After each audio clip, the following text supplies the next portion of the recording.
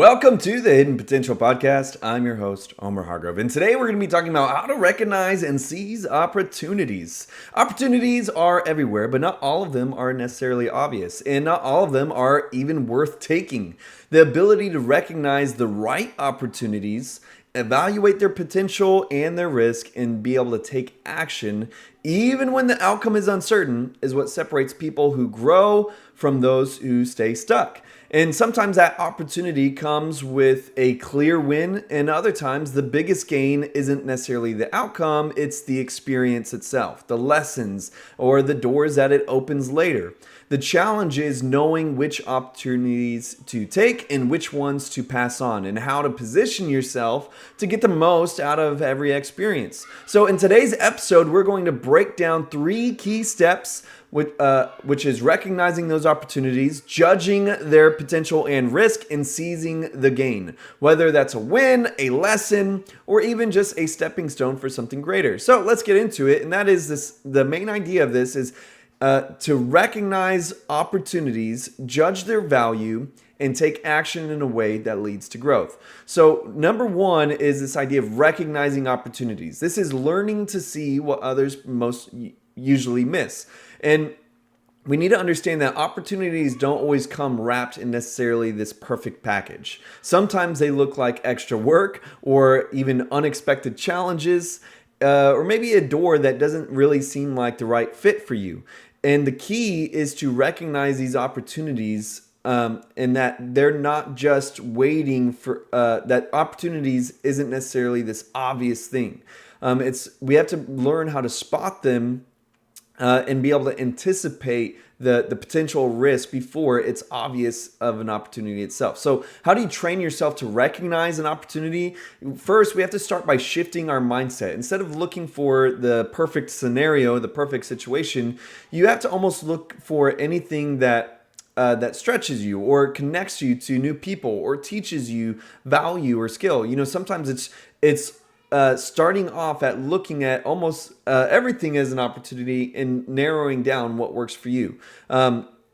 We have to keep in mind that that's often opportunities at first seem like an inconvenience, but turning that inconvenience into an opportunity recognizes those inconveniences as invitations instead. Invitations is something bigger. So next time that you're faced with something maybe unexpected or something that's just truly inconvenient, whether it's a new project, whether it's a tough conversation, unfamiliar challenge, or maybe a person that wants to meet with you, ask yourself, what could this lead to? How could this grow me? Recognizing opportunities starts with just simply looking beyond the surface of right now. You're trying to look at this as almost like a conduit. Is this a conduit that is going to increase my amps? Is this going to increase my voltage? Or is it going to help? Is it going to at least be a conduit that connects me to something later that increases my amps or voltage? You're trying to increase this level of opportunity however you see that conduit. And I guess like even just off the dome, like looking at it in this electrical form, is this going to increase my amp, or is it just going to connect me to the next thing? And both of those are valuable. On that note, just as like a personal story for me, like there's moments where I'll have say people who want to meet with me one-on-one, and I'm talking about like other than just like as a pastor. I'm a pastor, and when it comes to meeting with people for counsel or anything like that, that's like a no-brainer for me. That's part of the job. But there's other times where it's like a networking opportunity to where there's a time where someone wanted to meet with me after I shared a talk somewhere. And I could tell that they were wanting to self-promote themselves. And at first I was like, I don't really want to waste my time. But I thought, well, let me see what they have to say, and maybe there's a connection here to be made. And going through with that meeting with like the sense of there's either potential or a risk of lost time. And sometimes that lost time is trivial. It's not necessarily a big deal, or it could be a really big deal. How much time are you really investing in that opportunity? And that's what we'll look at in a minute. But there's been so many times where I've met with people or met with networking events to where I thought this is a total waste. this was a loss. And there's been other times where just simply showing up at this this location or with these people ended up creating opportunity for either income or for speaking engagements, or even just like favor for open doors. Even when it comes to like the sphere of recovery, there's been times where I was asked to simply go to like a networking event or even share like a short devotional networking event to where my piece wasn't like a normal keynote or workshop event. It wasn't like I was going to be talking for a half an hour or an hour. It was like I'm going to share this 5-minute devotion to where in the grand scheme of things, I know it's like meaningful, spiritual, yes, but in the grand scheme of things, I'm investing a couple hours of my time to put 5 minutes in. And is this going to be a meaningful retention as far as feedback? But there's been times where I showed up to things like that, gave the part that was for me, cost hours to give this couple minutes, and afterwards ended up creating a connection, a network to where I was asked to go speak somewhere else. I was asked to start doing workshops at another location. So it's about being able to see what that inconvenience could actually be and seeing the potential of it being an invitation for the next steps. So now let's go into the idea of actually judging the potential and risk. And that is really just asking, is it worth it? Not every opportunity is a good opportunity. And some things look exciting but lead to just distractions. And while others seem risky, they could offer these big rewards. And the key is making smart choices making smart choices is the idea of learning to weigh this idea of potential against risks. And I don't even want to say like the pros and cons. It's not necessarily like that, because the pros aren't immediately felt. It's the potential of what it could lead to. So when you evaluate an opportunity, you have to ask yourself, kind of like these 3 questions. What's the upside? What is the best possible outcome of this goes well? Or what is the potential? What could happen? What's the downside? What is the worst that could happen? What will this cost me? What is it going to take out of me? And the third is, what's the cost? What will this take? Time, energy, money, or focus from something more important? And some risks are worth taking, and even when there is no guaranteed success, especially if the experience itself will help you to grow. But if the opportunity costs too much or distracts you from a bigger goal that you're on, then it might not be the right move. So as an example for me, I know that I use recovery groups as an example often, but there's a time period where I was going to, for several years, I was going to a certain recovery center to where it was very flippant as far as like the results that would come. There'd be times where all of the clients would attend the group, and there's times where no one would attend the group, and it was very the idea of potential and risk was very volatile, to where sometimes it seemed like there was a big risk, like no one would go, sometimes everyone would go. And then it's also like the follow-up. Is there a potential for people that I reach here to either make a decision for Christ or come to the church? What is the return on investment spiritually for this? And of course, as a spiritual person, just the idea of people being brought to Christ is the reward in itself, or planting the seed of the gospel. But on the natural, you still have to consider this idea of like, well, are these people going to be coming to my church or just going to another church? And there's a moment in which I was making a decision to go, even though it was clear that the return on investment was very small, as far as like in-person investment, as when it comes to the idea of like less than 1% of people who were choosing to come to my church. Let me say they would give their life to Christ, but then they would go to the church that was just near them, or like the common big church, the mega church, and while leaving out mine. And it's like this idea of, well, I'm putting on all this work. Am I really getting an in-person return? And again, I'm speaking in a very secular way, so it could be applicable for whatever your situation is. Of course, for me, there's this intrinsic spiritual return, this idea of being able to bring people to Christ, that is invaluable. Okay, but just for layman's terms, this idea of my return on investment seeming very small, and so it seems like I'm not really getting the potential from saying yes to this opportunity. But the win for me, the way that I still looked at it, is that it helped me to have an additional speaking opportunity on a regular basis, to where when every time I went, I looked at it as like, this is a practice for me to get better at speaking, to where I can engage with people. I can work on my public speaking skills every time that I go here. It also helped me to practice in my content generation. I like that. I was able to generate several talks that I could give at the drop of a hat without any notes, because I had not just memorized the content, but I had like experienced the content so much where if I'm asked to speak 5 seconds later from now, I would be able to immediately choose one out of several different messages to give and go through it with no notes, no preparation needed, and be able to deliver a great talk.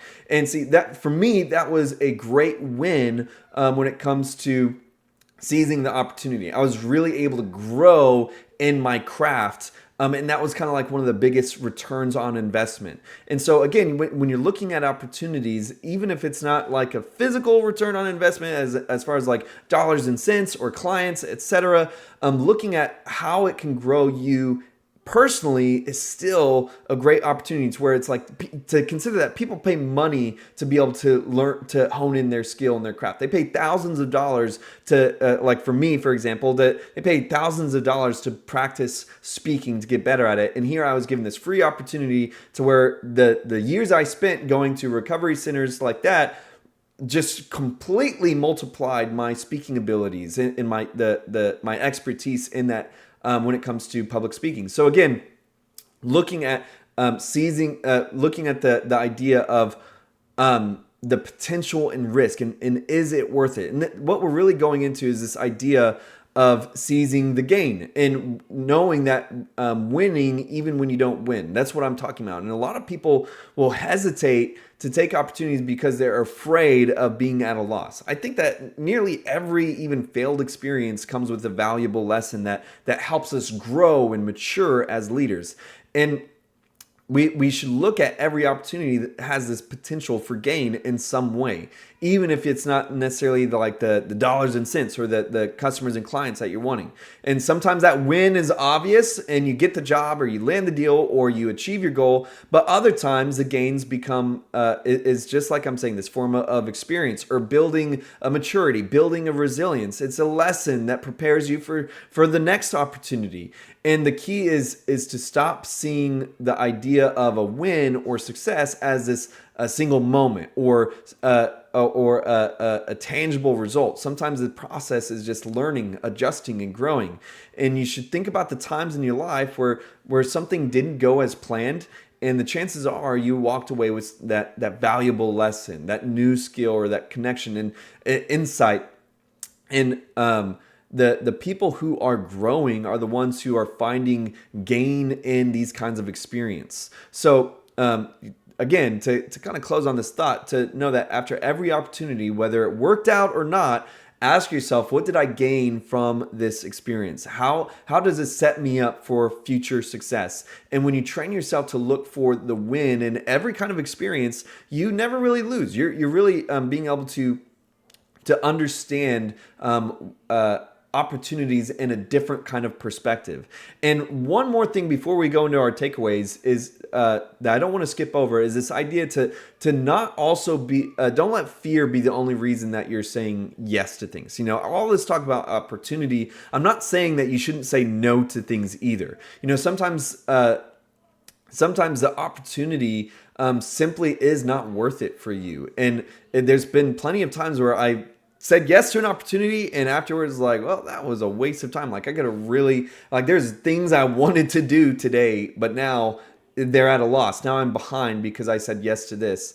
And so again, you still have to use reason and not just say yes to everything to where you're losing out on your main mission. But the idea here is to recognize opportunities, how much more potential certain opportunities can be. So let's recap with three key steps of what we're talking about today. Number one is recognizing the opportunities in the first place. opportunities aren't necessarily obvious. Sometimes they are. Sometimes they're simply inconveniences that can challenge you, but can also connect you. They're able to teach you something, but that inconvenience can be turned into an invitation to that opportunity itself. Number 2 is judging the potential and risk and weigh the upside, the downside, and the cost. If the potential is greater than the risk, then it's worth considering. And finally, seizing the gain. Success isn't always just about dollars and cents. It's not just about clients and customers. It's about learning, growing, and setting yourself up for future wins. Understanding the intrinsic and valuable lessons that you're able to pull from those experiences. The people who grow the most in life aren't the ones who take every opportunity, but the ones who know how to recognize, how to evaluate, how to maximize the right ones. So when you start looking at every opportunity, even the uncertain ones, as a chance to learn, to grow, you'll be able to see success almost everywhere. So as we wrap up, I want you to consider that over the next week, to pay attention to opportunities you might normally overlook. The people that you normally say just flat out no to, maybe there's a chance to step into something new. Take on some challenges, address something that feels inconvenient, and look for those connections outside of your usual circle. Ask yourself, what could this lead to? And the more that you train yourself to recognize and evaluate opportunities in this way, and remember, opportunities often are inconveniences that haven't really been discovered as invitations yet. Once you do that, more doors will open for you. So that being said, I hope that this episode today encouraged you or helped you in your leadership or in your organization. With that being said, if you could do me a favor and leave me a rating and review for this podcast, help me out, help others be able to see this show in their feed. Until next time, have a great life. Well, there you have it. I hope that this episode was meaningful and edifying for your leadership and your growth within your ministry and organization. Could you do me a favor? Could you leave a rating and review for this podcast? It'd really help me out and help others be able to see this show in their feed. You can also visit homerhargrove.com to be able to learn more, connect, or become one of our supporters. Until next time, have a great life.